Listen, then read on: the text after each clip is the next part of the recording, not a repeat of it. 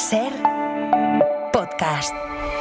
Jesús Callejo, una semana más, bienvenido de nuevo a Ser Historia. Bien hallado, aquí además con uno de mis autores favoritos, presto y dispuesto para entrar de hoz y de coz con Jardiel Poncela, que me encanta este hombre.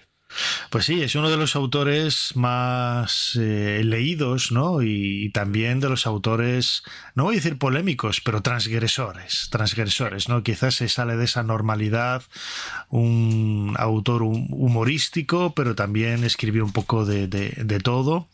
Y en vuestro podcast, La Escóbula de la Brújula, en Podium Podcast, habéis hecho un montón de referencias a él y programas de alguna u otra manera dedicadas a él. También por el invitado que vamos a tener, Enrique Galluz Jardiel, su nieto, que nos va a aportar algunas ideas, pero desde luego, ¿no? La figura de Enrique Jardiel Poncela es uno de los iconos de la historia de la literatura española en el siglo XX.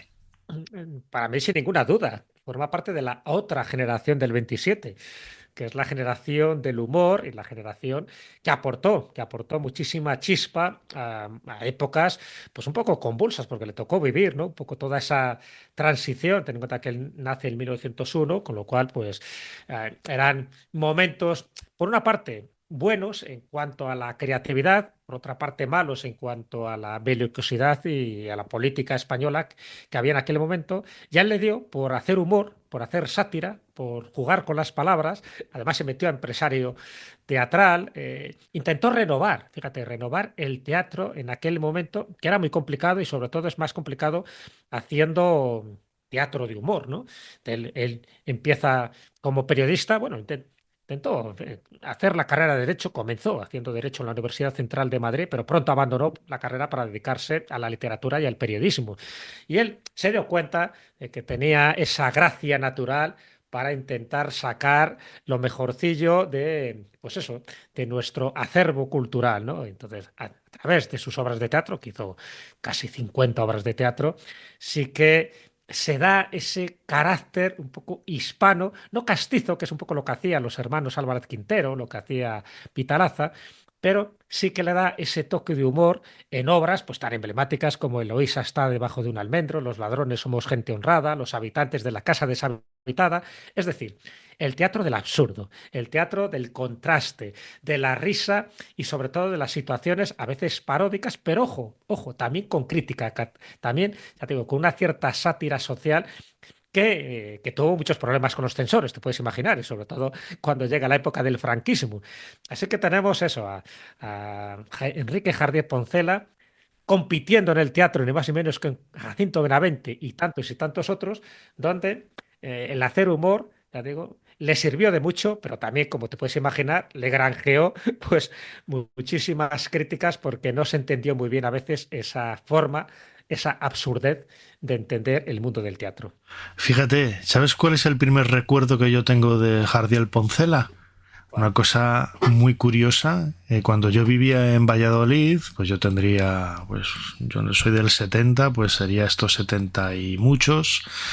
Mi padre siempre guardaba lo que eran documentos importantes, por así decirlo, el recibo de la quiniela, para que no se pierda por si tocaba, algunas cosas de facturas y tal, en un ejemplar que había de Eloísa estaba debajo de un almendro. Y digo, coño, vaya... Me hacía mucha gracia el título del libro, no lo había leído, lógicamente, luego sí que lo leí y tal, pero me hacía mucha gracia, ¿no? Que como muchos de nuestros padres, pues ocultando cosas ahí entre los libros de casa, pues nada, mi padre metía todo eso en el libro de Jardiel Poncela. Muy bien, Jesús Callejo, crononauta, como siempre, tenemos delante el teclado de nuestro cronovisor. ¿Cuál es la fecha que nos propones esta semana? La fecha es el 16 de noviembre de 1925.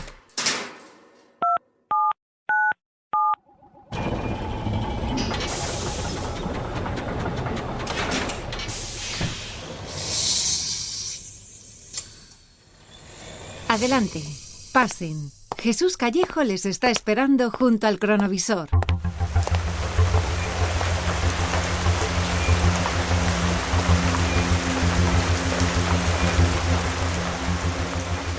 Jesús, ponte a resguardo que está diluviando, está lloviendo, pero mira, por ahí aparece un jovenzuelo veinteañero corriendo. ¿Qué es lo que hace? ¿Qué es lo que busca?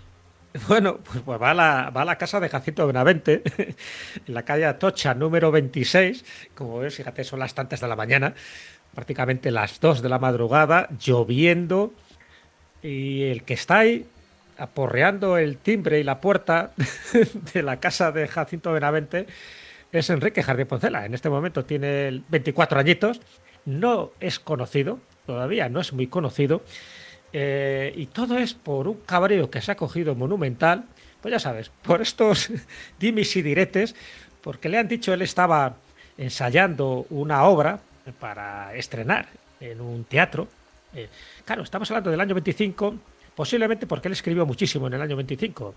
Tiene obras como Te he guiñado un ojo, La hoguera, La noche del metro, Se alquila un cuarto, en fin, tiene varias, ¿no?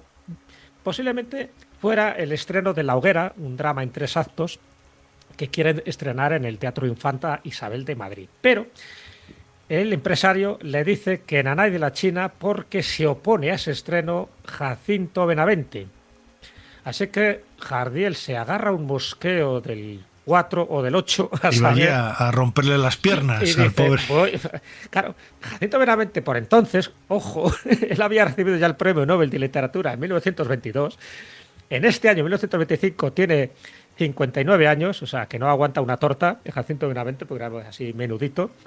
Y Enrique Jardín Poncela, pensando que había sido él el que le está boicoteando, pues no se le ocurre otra cosa. Bueno, primero le va buscando a los distintos bares y tabernas y tertulias. Por ejemplo, va al Gato Negro, donde Benavente solía pontificar, ¿no? En fin, todas sus obras y todas sus grandezas. Allí no lo encuentra, va de bar en bar y al final, de aquí que venimos con el cronovisor para ver un poco la personalidad que tiene Enrique Jardín Poncela, pues está aporreando así con, con su gabardina, Pero porque el paraguas se le había olvidado en el Gato Negro. Qué malas pulgas, ¿no? Aquí el Con malas bueno de pulgas, sí, Jardiel Poncela. porque va a darle una paliza directamente. Se queda hasta las 2 de la mañana.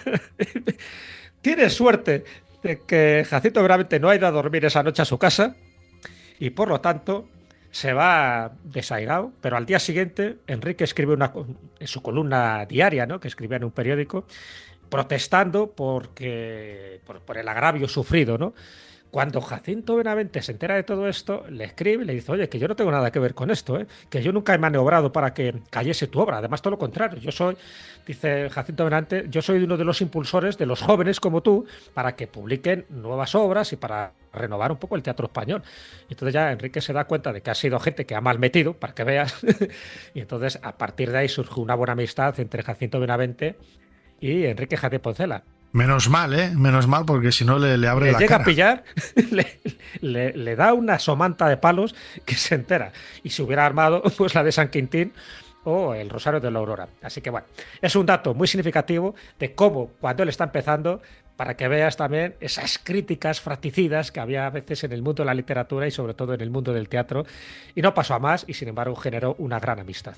Fíjate, es una época en la que no había redes sociales y, claro, esos dimes y diretes que comentabas, Jesús Callejo, crononauta, hacían que se interpretaran cosas mal, ¿no? Y al final todo acabó bien, en una gran amistad.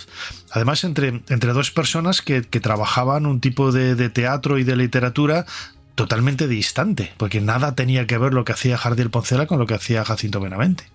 No, no, para nada. Jacinto Benavente era pues más de los dramas y eso pues le dio muchísimo éxito, ¿no? Y sin embargo, Jardiel Poncela, todo lo contrario, él buscó además el camino más difícil, porque todo el mundo lo sabe, todo el mundo que escribe teatro sabe que es más difícil generar humor y risas que generar dramas. Pero es verdad que era en una época complicada y él tiró un poco por ese camino, por el camino del humor, haciendo obras pues realmente ya emblemáticas y trascendentales, sabiendo un poco pues la chispa, ¿no? La chispa que tenía Enrique. Y de hecho, el 28 de mayo un poco más tarde, ya en 1927, es cuando estrena, por decirlo así, la primera comedia que le da un éxito rotundo, que se titula Una noche de primavera sin sueño. Siempre los títulos de Jardín Poncela ya está indicando un poco esa sorna, ¿no? Ese juego de palabras.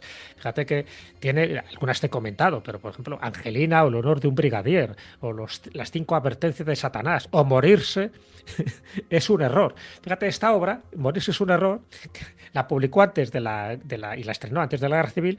Cuando llega el franquismo, cambia el título y se titula Cuatro corazones con freno y marcha atrás, porque tuvo ya muchos problemas con la censura y eso de morirse es un error. Claro, después de una guerra civil donde había muerto tanta gente, no se consideró que fuera un título muy apropiado y tuvo que cambiar. O luego, el título es como la mejor... Eh, ¿Cómo era una? Era algo así como Las rubias están mejor con patatas, me parece que era el título de una de las obras. O sea que imagínate qué tipo de títulos utilizaba precisamente para provocar y para intentar epatar al burgués, que se llamaba. Es decir, generar un alejamiento del teatro serio y provocar la risa, pero siempre con esa crítica social para que la gente se diera cuenta de que la burguesía y la aristocracia que había en aquel momento pues estaba en franca decadencia y lo que interesaba sencillamente era buscar lo mejor de la vida. Si te parece, Jesús, lo decíamos al principio, vamos a escuchar a Enrique Galluz Jardiel, nieto de Enrique Jardiel Poncela, hablando de... Además, él es profesor de literatura también, parece que ha heredado, ¿no?, algunos de los... y muy buen escritor y crítico literario, hablando de los orígenes y el impacto, ¿no?, de la literatura de su abuelo en esa España de la primera mitad del siglo XX. Vamos a escucharlo. Es verdad que Jardiel fue muy creativo en su literatura y muy transgresor en muchos de sus aspectos, pero hay que tener en cuenta de dónde venía. Él era un autor de vanguardia, discípulo de Ramón Gómez de la Serna, se había criado en un ambiente muy culto y muy cosmopolita, conocía muy bien otras literaturas y sabía de la importancia de que la literatura fuera cosmopolita y distinta. La literatura en España a principios del siglo XX era magnífica, pero tenía algunos defectos y uno de ellos era el excesivo localismo, ¿no? Las comedias, sainetes sobre la forma de ser de los madrileños o de los andaluces o de los aragoneses, mucho tipismo, mucho color local, y eso era una literatura que no podía traducirse, no podía exportarse y que iba a perder su interés con el tiempo. Entonces él intenta hacer una literatura más cosmopolita, que se pueda entender en cualquier país, más atemporal, que no esté sujeta a lo que sucedía en España en aquel momento y que pudiera pues perdurar en el tiempo, y así ha sido. Él además tenía mucha cultura literaria, conocía a muchos autores de muchos países y de alguna manera muchas cosas que se han considerado originales en él pues realmente también estaban en otros autores, solo que en España no se conocía. Él fue también un introductor, por decirlo así, de la literatura extranjera en España. El impacto de la literatura de Jardiel en la España de Franco pues fue muy importante en el teatro, no tanto en la novela. Jardiel triunfó escribiendo novela durante los últimos años de la dictadura y durante la República, pero sus novelas estuvieron prohibidas por el régimen franquista, con lo cual su influjo en la novelística pues fue prácticamente escaso, mientras que en el teatro fue todo lo contrario. Él renovó el teatro de humor español, que estaba limitado entonces pues un poco al localismo, a las costumbres nuestras, a una literatura muy cerrada en nosotros mismos, que no solamente no podía traducirse, sino que ni siquiera incluso en otros países de habla hispana, como en México o Argentina, pues se entendía. Y él quiso hacer pues una literatura distinta y un humor que estuviera basado en la situación. Hasta ese momento el humor del teatro se basaba principalmente en el humor lingüístico. No importaba lo que pasaba, sino cómo se contaba lo que pasaba, cómo hablaban los personajes, qué nombres tenían, juegos de palabras, todos ellos muy, muy divertidos, pero que eran, ya digo, pues como muy limitados. Jardiel quiere hacer un humor de situación. Los personajes de sus obras no son personajes cómicos, son personajes serios a los que les suceden cosas cómicas, y de esta manera crea una especie como de estilo nuevo jardielesco, en donde hay pues personajes exagerados, en donde hay situaciones disparatadas, un gran barroquismo argumental con muchísimos elementos en todas las obras, y eso pues renovó el teatro, y a partir de Jardiel ya no se pudo volver a hacer teatro cómico como se hacía antes. Ya los autores de después pues han sido continuadores, discípulos, unos lo han reconocido abiertamente, otros no tanto, pero en todo se ha notado ese estilo, no solamente en el teatro, sino también en el cine. Guionistas como Azcona, por ejemplo, cómicos como Tipi Cole, todos ellos han tenido pues esa rama jardielesca de una persona que cambia por completo la tendencia literaria de un género concreto, en este caso del teatro.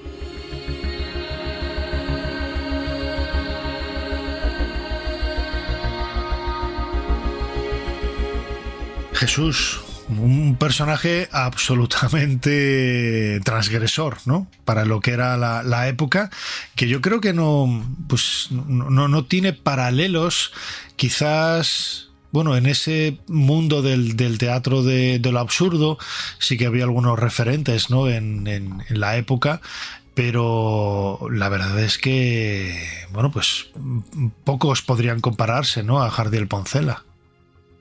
Muy pocos. Bueno, Ramón Gómez de la Serna, que iba un poco en esa línea, además fueron también muy amigos con Ramón Gómez de la Serna, y evidentemente también iba un poco en esa línea, ¿no? De buscar ese choque un poco casi psicológico de lo que era la realidad social en aquella época y de lo que podría ser el buen humor inteligente, ¿no? Porque era un humor que no se metía con nadie, era un humor blanco, pero siempre con esa chispa, ¿no? Con ese gracejo, y sobre todo siempre utilizando el juego de palabras, que era esencial. Así que Ramón Gómez de la Serra sí que era un poco de su mentor, y también una de las personas que más le ayudó precisamente para prosperar, y mucha más gente, ¿no? Por ejemplo, el caso de José López Rubio. José López Rubio era muy amigo suyo, es el que le ayuda para que le contratara a la Fox, como guionista dentro de la compañía, esta empresa cinematográfica de Hollywood, y él hace lo posible, José López Rubio, para que en 1932 emprenda su aventura americana, que además fue una aventura portentosa, porque era un contrato de 6 meses donde cobraba $100 semanales, con lo cual era toda una fortuna para él, ¿no? Comparado con los sueldos que había en España.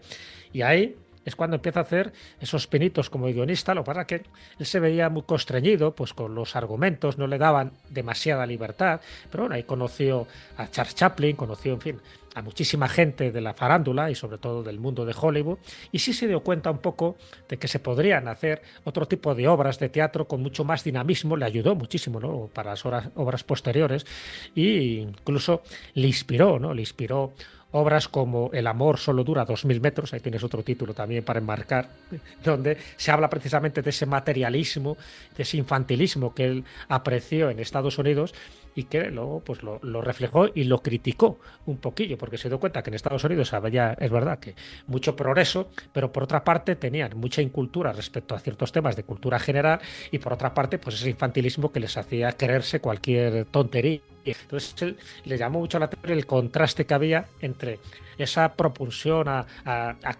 comerciar prácticamente con todo, ¿no? Y sin embargo, el que luego fueran gente pues muy avispada y muy inteligente para otro tipo de asuntos. Bueno, eso le marca, y evidentemente pues fue toda esa experiencia que tuvo en Estados Unidos junto con otros, ¿no? También con José López Rubio, junto con Tono, con Edgar Neville, por ejemplo, uno de los grandes también escritores de obras teatrales, pero también director de cine, Edgar Neville. Así que le vino muy bien, porque sirvió también para que algunos de sus proyectos teatrales se pasaran al cine. Incluso otros directores de cine, por ejemplo, Rafael Gil hizo en película Eloísa está debajo de un almendro, y eso fue muy interesante porque le dio también toda la proyección cinematográfica que él necesitaba para ser mucho más conocido. Así que Jardiel Poncela, pues está claro, era una de las personas que estaba en todas las salsas, estaba en todos los fregados. Fíjate que ya desde los 18 años empezó a colaborar en las revistas de humor más importantes que había en España. Estamos hablando de Gutiérrez, La Codorniz, Blanco y Negro, Buen Humor, a mí se titulaba esta revista. En fin, estaba en todos los sitios y, por supuesto, pues sus comedias, a veces sofisticadas, a veces absurdas, pues fueron muy influenciadas, por una parte, por el cine mudo, pero también por el cine que él vio en sus 2 viajes que hizo a Hollywood y que le llamó mucho la atención, sobre todo Nueva York, sobre todo Chicago, donde todavía Al Capone estaba haciendo de las suyas y considero que era una de las ciudades más peligrosas del mundo, y donde siempre con ironía y con ese sarcasmo que le caracterizaba, pues fue describiendo multitud de elementos que luego fue describiendo en sus libros de viajes, porque también no lo olvidemos, además de sus obras de teatro, además de sus artículos y de sus cuentos, hizo también multitud de obras de libros de viajes. Claro, es lo que te iba a decir, porque él cultivó todo tipo de géneros dentro de la literatura, además desde muy joven, ¿no? Tiene sus novelas, el teatro, que quizás es lo más conocido, pero también escribió ensayos, novelas cortas, guiones para películas, como decía, sus artículos en prensa. Yo creo que no le quedó absolutamente nada por tratar al bueno de Jardiel Poncela. Es verdad, bueno, de hecho escribió 4 novelas largas, muy interesantes todas ellas. La primera es Amor se escribe sin H, en 1929. Luego escribió Espérame en Siberia, vida mía. Luego, Pero hubo alguna vez 11.000 vírgenes, y que es posiblemente la más conocida de todas ellas. Y la última, La Tournée de Dios, que era pues eso, cuando Dios viaja a la Tierra para ver un poco cómo está su creación, y por lo tanto pues el Papa se siente un poco discriminado porque ha venido el jefe. Este tipo de cosas que cuenta en su novela, que recomiendo su lectura porque son de una lectura muy divertida, pero también muy actual, ¿no? A pesar de que, fíjate, son novelas de los años 30. Por cierto, todas estas novelas, las 4 que escribió, prohibidas por el régimen franquista, porque no vio bien, incluso ya los títulos. Claro, un título ya te dice, pero hubo alguna vez 11.000 vírgenes, como que al franquismo esto ya le rechinaba los dientes. Y por supuesto la Tournée de Dios, prohibidísima del todo. Entonces, bueno, esto es un poco la paradoja, porque por una parte fue muy rompedor, hizo muchísimas cosas, ¿no?, en favor del teatro. De hecho, él inventó, bueno, ya fue un poco en sus últimos años, ¿no?, pero hizo una patente de un invento suyo que era un nuevo sistema de maquinaria escénico-teatral que permitía la transformación y la permutación rápida de múltiples escenarios. Claro, imagínate el cambiar un escenario prácticamente de repente, algo que ahora es muy habitual en cualquier comedia musical, por ejemplo, que tú veas. Bueno, pues él ya lo patentó, hizo todo lo posible, ¿no?, para que esto fraguara, pero claro, esto lo hizo en el año 1948, entonces le quedaba muy poco tiempo de vida y además los últimos años fueron bastante penosos, en fin, estuvo sumido en una depresión. Ahora te comentaré porque él intentó hacer giras también por Hispanoamérica y en Hispanoamérica pues no le acogieron muy bien, sencillamente porque estaban exiliados muchos republicanos. Es cuando ya había empezado la guerra civil, y entonces pues le boicotearon todos los espectáculos y todas las obras teatrales a las que él fue. Y de hecho, si eso lo juntas pues con algún fracaso amoroso y con fracasos de las últimas obras de teatro que él estrenó, por ejemplo, Agua, Aceite y Gasolina, fue una comedia que supuso un fracaso tremendo. Además se pelearon en el estreno, ¿no?, los partidarios y los enemigos suyos. Y otra, que era esta que te comenté antes, ¿no?, Como mejor están las rubias es con patatas, que fue otro fracaso. Entonces se sumió en una cantidad de fracasos económicos. En fin, su invento no llegó a prosperar. La gira hispanoamericana tampoco funcionó, sencillamente porque le boicotearon, pensando que él estaba a favor del franquismo. En fin, todo este tipo de cosas le dieron por un lado y por otro, ¿no? Estaba a favor del franquismo, pero el franquismo también le reprimía y le perseguía. O sea, es que era absurdo, vamos. Era absurdo. Pero él sufrió un poco las consecuencias de los dos bandos y él pues un poco lo reflejaba también en sus artículos. Y poco a poco, claro, ese carácter tan dicharachero que tenía Jardiel Poncela pues se le fue agriando con el tiempo, porque no entendía muy bien por qué la tomaban con él. Bueno, la tomaban con él sencillamente porque era un triunfador, porque tuvo éxito en todos los ámbitos, y sin embargo, una vez que llega efectivamente la guerra civil y la posguerra, pues ya sabes que allá se empezó a señalar a todo el mundo, ¿no?, por un lado o por otro, y los que no se exiliaron, y eso que Jardiel Poncela tuvo que marcharse durante un tiempo, pero los que no se exiliaron, pues al final también quedaron de alguna forma estigmatizados. Fíjate, estamos hablando de una época que es la primera mitad del siglo XX. Recordemos que él nació en el año 1901 en Madrid y falleció también en Madrid en el año 1952, pues abarca prácticamente toda la primera mitad del siglo XX. Y tendemos a pensar, ¿no? Y eso se lo preguntaba yo a su nieto, a Enrique Gallud Jardiel, esa idea, ¿no?, de que es un mundo muy serio, donde nos imaginamos a todos con su sombrero, su corbata, su chaqueta, porque incluso la gente más humilde, más pobre, todos iban con su sombrero, su chaqueta, su corbatín, unas formas muy conservadoras, ¿no?, aparentemente conservadoras. Y claro, yo le preguntaba al nieto, a Enrique Gallud Jardiel, cómo se podía ver, ¿no?, en esa transgresión de su abuelo en un ámbito aparentemente serio, ¿no? Y él me corregía, ¿no? Él me hacía ver, como vamos a escuchar ahora, si te parece, Jesús, que quizás no era un mundo tan serio como podríamos imaginar. Yo creo que la idea de que la primera mitad del siglo XX en España fue una época seria no es correcta, no es correcta. Bien, es verdad que hubo mucha literatura seria, pero también hubo una gran literatura cómica, no solamente en la generación del 27, en la otra generación del 27, así la llamó José López Rubio en su discurso de entrada en la Academia de la Lengua, hablando de los humoristas, ¿no?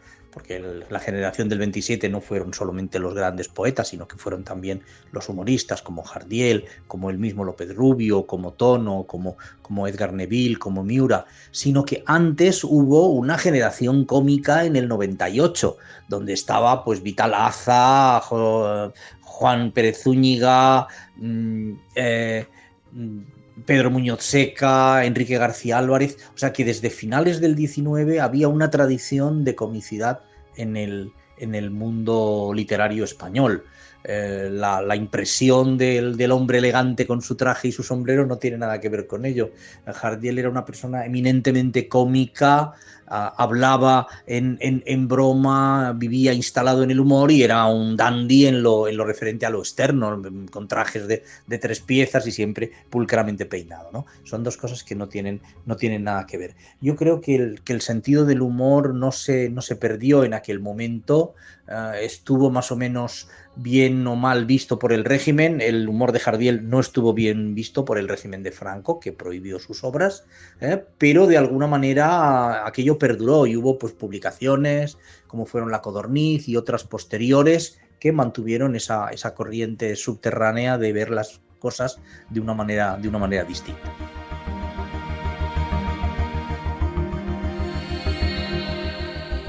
Jesús, en el caso de Jardiel Poncela podríamos decir que era un personaje, un individuo, un autor, un artista genial que no dejó indiferente a nadie, ni a partidarios, ni a detractores, ni a progresistas, ni a conservadores, ni a gente de un lado, de otro.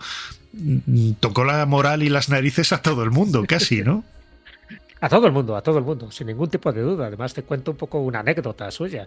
Al iniciarse la guerra, él fue detenido. Estamos hablando del 16 de agosto de 1936, y le llevan a una checa. Una checa, que ya sabéis que eran estos locales, ¿no?, que utilizaban los milicianos de izquierda como cárceles, y fue acusado por una denuncia anónima de haber dado cobijo en su casa al exministro de la Segunda República, que era Rafael Salazar, que por cierto fue ejecutado unos meses más tarde. Al final se demostró la falsedad de la denuncia porque le habían acusado porque sí, sencillamente, y fue puesto en libertad pocos días después. Entonces te quiero decir que sufrió también esas consecuencias donde fue acusado injustamente por unos y por otros, como te decía. Al final, en 1937, consigue salir de España, se marcha a Francia, se va a Argentina, en fin, un año después intenta regresar a España, porque claro, es donde tiene ahí todo su ambiente, todo su mundo, ¿no?, por decirlo así. Él se casó en principio con Josefina Peñalver, con la cual se separó, pero luego se juntó, nunca se llegó a casar, con Carmen Sánchez Lavajos, con la que estuvo los últimos 18 años de su vida. Y tuvo 2 hijas, ¿no? Su hija Evangelina con la primera pareja, y su hija Mariluz con la segunda pareja. Entonces, claro, toda su vida estaba ahí. Entonces él regresa por fin a Madrid y es cuando empieza ya pues, a escribir todo tipo de obras de teatro. Fíjate, en una época donde era más necesario que nunca un poco ese sentido del humor. Incluso hace una opereta, la de Carlo Monte en Montecarlo, con música de Jacinto Guerrero. Entonces, bueno, te cuento esto para que veas cómo al final la crítica le venía por todos los sitios. Cuando en 1944, fíjate, hace esta gira por América Latina, estos republicanos exiliados que estaban allí, tanto en Uruguay como en Argentina, le consideran que forma parte del régimen franquista, ya te digo, le revientan todos los estrenos, todos. Además, justo ese año fallece su padre, tiene una crisis personal, tiene una decadencia económica, en fin, un poco todo este tipo de cosas. Entonces, claro, entre los boicots, las pintadas, las amenazas de bomba, multitud de cosas, se viene a España, y en España encima le prohíben publicar las novelas estas que te acabo de comentar, porque ya estaban publicadas, pero por lo menos que se difundan, y tiene que sobrevivir de la mejor manera que puedan. Y ahí entra un poco en ese declive, ¿no? En un declive muy llamativo, porque él prácticamente es como que se deja morir. Él tiene un cáncer de laringe en los últimos 7 años de su vida, y ese cáncer de laringe con una depresión, pues, y aparte con otra de sus manías, porque él tenía sus manías. Él tenía la manía a todo lo que tuviera que ver con los ingleses. Entonces le intenta recomendar que se ponga la penicilina y dice, no, la penicilina la ha inventado Fleming. Yo no quiero saber nada de ese señor. Y por lo tanto, a pesar de que cuando tiene una pleuresía el doctor Suils le pone penicilina, cuando lo encuentra en la mesita de su habitación, monta en cólera y dice, al final, dice una frase Jardiel Poncela, porque siempre tenía esa chispa, ¿no? Dice, he mejorado a pesar de la penicilina. Fleming, como buen británico, habría atacado por traición a los microbios, porque él consideraba que los ingleses eran todos unos traidores. Entonces tenía esa obsesión, y para que veas también cómo fue un poco de injusta también la vida con él, y es que plagiaron muchísimo sus obras. De hecho, hay un autor inglés, que es Noel Coward, hizo una obra que se llama Un marido de ida y vuelta, en el año 1939, y es una versión plagiada de Un espíritu burlón, una obra que hizo Jardiel Poncela, con lo cual también dice, tenía que ser un inglés el que me tiene que plagiar.